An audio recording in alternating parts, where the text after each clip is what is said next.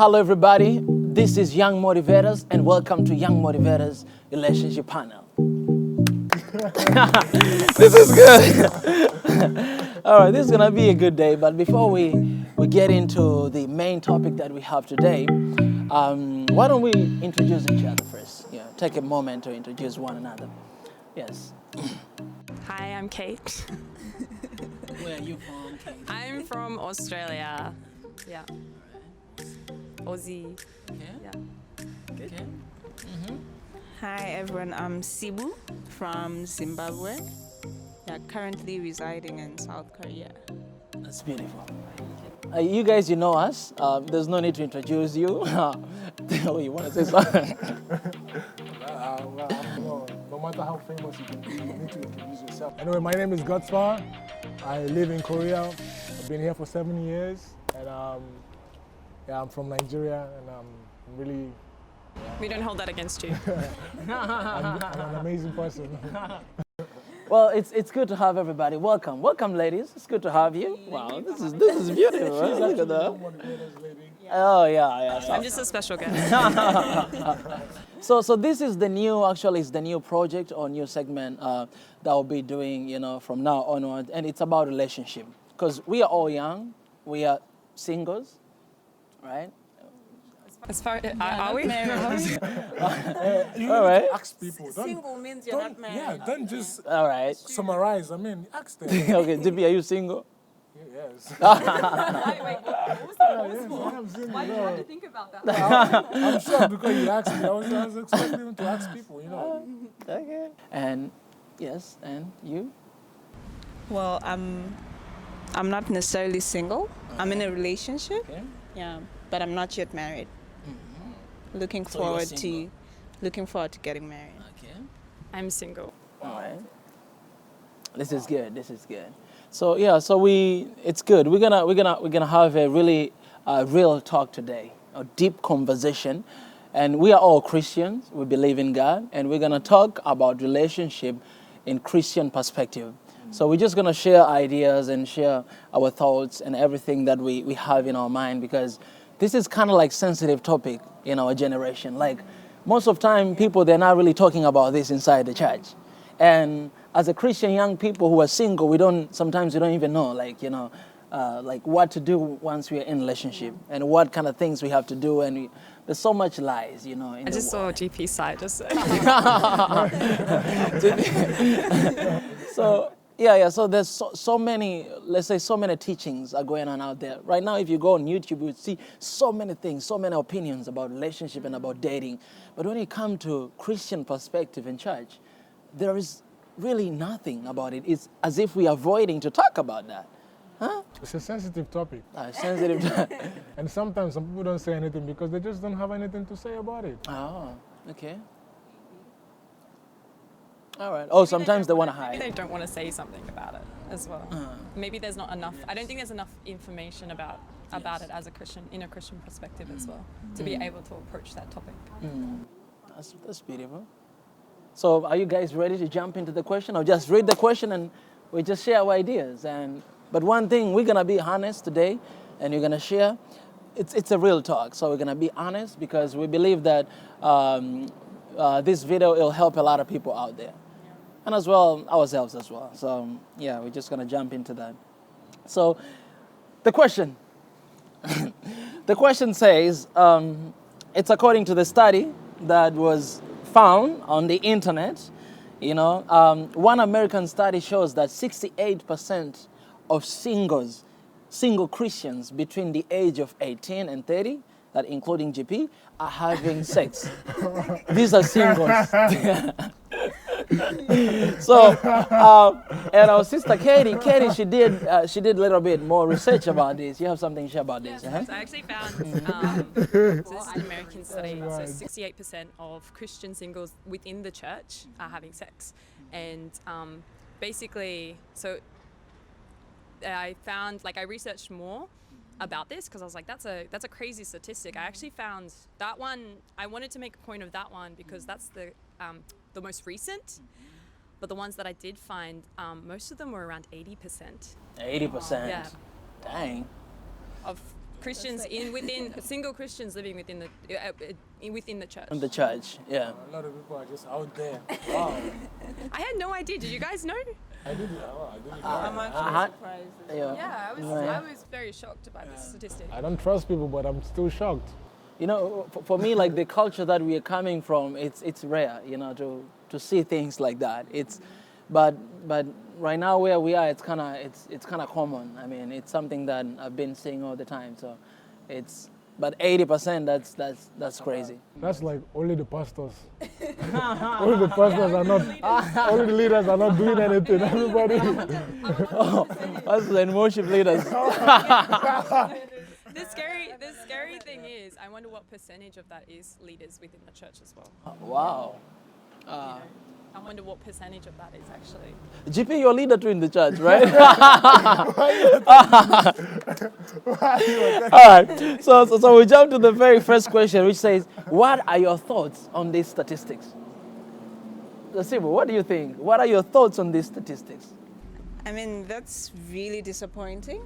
Like, the fact that you're actually Christians, and I'm trying to think, like, when I go to church and then I'm meeting all these people who have like all these masks on their faces. They're just covering. They're probably sleeping with their boyfriend or girlfriend the previous night, but they're just covering, right? Like, it's quite disappointing and sad, to say the least.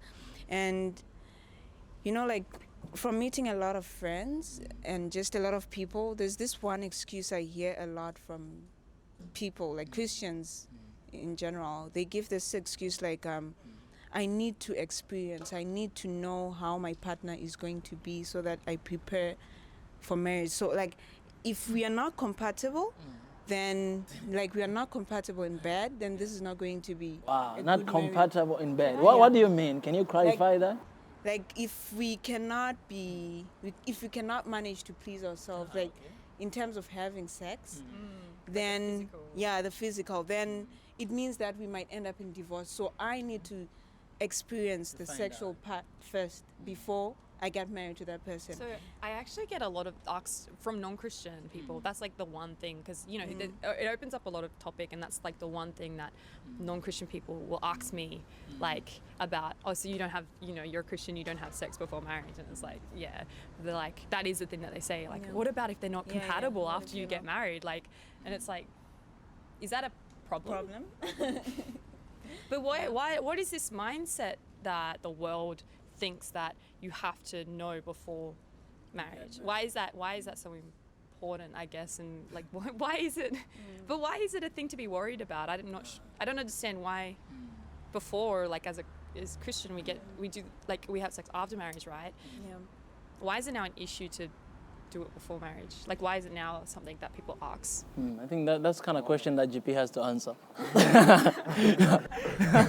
I'm answering not because I'm doing it, but because anyway, I just want to say, Just clarify. if putting myself in their position, I would say, you know, we're in an environment where divorce is rampant. Divorce is just around us everywhere. So I guess people actually, it's crazy because people get divorced for that reason. Yeah. For the reason that this guy cannot satisfy me, or this girl does not satisfy me in bed. And actually, through that also, people actually end up cheating. So I guess that's why they kind of build their mind and their thought around that, oh, I need to try before I get married. Try before you buy. Exactly. It's like test before you buy. Well, I'm not saying that's right. I'm just trying to, you know, give you their opinion. I also think, that's a good insight, brother. I also think that, for me personally, I think one of the things that might be very big problem, and when I look at my background or my story, it's actually because we are not talking about these things inside the church. And even this statistic we just found online, but we are not really talking about this inside the church openly. Where I'm coming from, like I knew that this is sin and we're not supposed to do it, but I never knew why we're not supposed to do it. So it was just like, don't do this, don't do this. Where I'm coming from, it was even like almost a sin to have a girlfriend. So throughout my life, I was scared to have a girlfriend. Not even not even holding like hands. I was scared to hold hands because I felt like I was, I was scared to hold hands because I felt like I was committing sin when I hold hands. And if I have a girlfriend, I was feeling like I'm committing sin. It's something that it was not open, and we never knew. So why was that? Why is that though? Why is it that there's so much, like, I guess, pressure around that in church? Yeah. I think from where I'm coming from, I think they had to come up with those rules because like it was like a serious problem. Like it was a serious problem that like you will find out almost every single month girls they are pregnant, they get pregnant. And so they had to come up with these rules that, okay, in order to prohibit this from happening, to hinder this from happening, we have to say no, even to dating. Like you cannot really date, you just need to propose to someone for the first time that I'm going to marry you. And you cannot be in a relationship for like 2 years or 3 years dating somebody. You cannot. Like it's just few months and then later on you announce marriage and then you get married. But in this kind of mindset, like it helped somehow. I mean, it helped me when I was there somehow, but at the same time, you don't really know like why this is not supposed to do. Yeah. So next time when you find yourself in that situation and you don't know, like it's very easy to fall. I think I think you've hit something there as well with, I think we've grown up being told what not to do, exactly, but never being told the reason why. Why we're not supposed to do that, okay? So you said those rules or those regulations were implemented in church to stop what was already happening. Yeah. But then I kind of feel it came up with also another different problem, which is hypocrisy. Yeah. Because right now people do, but they just don't do it in front of you. They just don't, because you're not telling them why they shouldn't do that. You just tell them not to. So of course they just know, the only thing they know is I shouldn't do this in front of this guy, but I can do it behind him. And that's why actually I went to Kenya last year, and oh my God, everybody is pregnant. Everybody is pregnant. And these are... I'm sorry for my Kenyan friends. He's from Nigeria, by the way. Not only Kenya, even high schools. I don't know if you know, like my high school mates, they're just getting pregnant. I'm really shocked. I was like, is it like a gift? After you graduate high school, you receive a gift from God. I'm like, I didn't receive my own gift. Man, how can you get pregnant? You're not a girl. No, but it's that serious. It's that serious, especially in Africa. Like actually, it wasn't like that before. So what was the change then? Like when I went back home this time, I was really shocked because it became like a trend. Like, you know, people say this sugar, baby mama and baby daddy stuff. So it became like a trend. Even I kind of feel Africa, we copy from America, but anyway, I don't want to say anything. But Okay, let's jump to another question because all these questions are connected. So the second part is, what are your thoughts on boundaries in dating? Like right now we have been talking about, we have been told not to do it without a reason. Yeah. So I hope in this panel today we'll actually give reasons why we are not supposed to actually have intercourse before marriage. And yeah, and most of us, we might be guilty, but like we have to actually specify that why we're not supposed to do that before marriage. But not only that, if you're in a dating relationship with somebody, what are the boundaries? Actually, what are the boundaries for you not to, to cross that line of, having intercourse with somebody and sin against God? Yeah, I'll say something. Sibu, yeah. Who's someone who's already in the experience? We are learning from you. Yeah, so before I used to be the kind of person who asks like, how far is too far? And I'm sure there are a lot of you guys who are asking that kind of question, like how far is too far?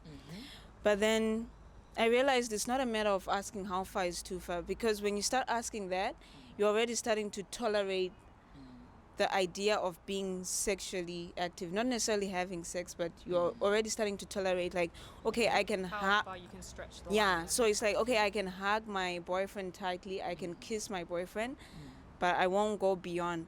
But it's not a matter of how far is too far, but it's a matter of, you know yourself, you know your body, especially if you have been in those kind of like sexually active relationships before. You know what triggers your blood. You know it so well. So don't expect, what triggers Mika might be different from what triggers GP. So GP cannot go to Mika and ask for advice, like how far is too far. Because You're two different beings, right? So Mika can be okay with kissing his girlfriend and not feeling anything. That's But true. GP might not even be okay with hugging his girlfriend and not feeling That's so true. Wow. How did you know that?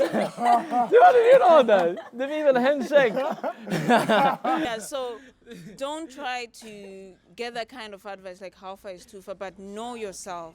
And when you know yourself, set boundaries. Okay.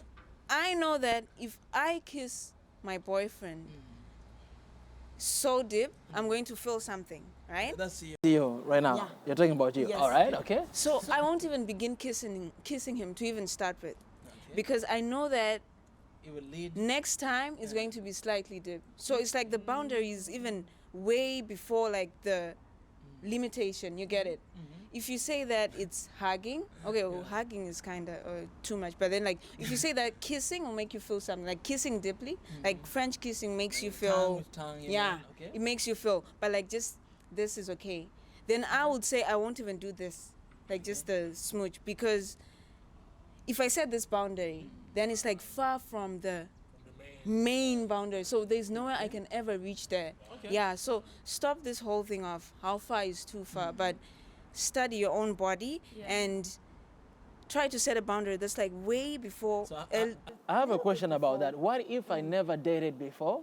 So I don't know my boundary, and I'm stepping into a dating relationship for the first time. That's actually good, because if you have never dated, you've never tasted. You don't know what it means to kiss. And I want to try You don't know everything. what- No, then you'd rather just stay safe and not try anything, and then just stay and wait for that. But what if she break up with me? But then we're living in a society where the pressure, we receive pressure even from peer pressure, right? Try this. It's normal. Try this. So Yeah, there is pressure, but as a Christian, Ravi Zacharias was talking about this, like there's an absolute which you stand to. So as a Christian, this is never going to change, right? So if God says this is the truth, He is not going to compromise and say we are living in this day and age where there's peer pressure, so it's kind of okay to do this. There's no compromise. And God's truth is not going to change. It remains the same. Okay. Yeah. I have a question. So you're talking about how you yourself, you know yourself. Yes. So, but in a relationship, there's two people. How do boundaries work? What's the communication on that? How do you know your partner and what they want? And how do you say if they're not good at boundaries, but you are, like how do you communicate that? Or you're both not good at boundaries. What happens then? If you're both not good at boundaries, I think you're not even ready to be in a relationship, With somebody. to be honest. Okay. You just, because there's just something about relationships which you're just too sexually active. You focus so much on being on the sex part, and now you're no longer focused on growing the relationship, which is the most important thing.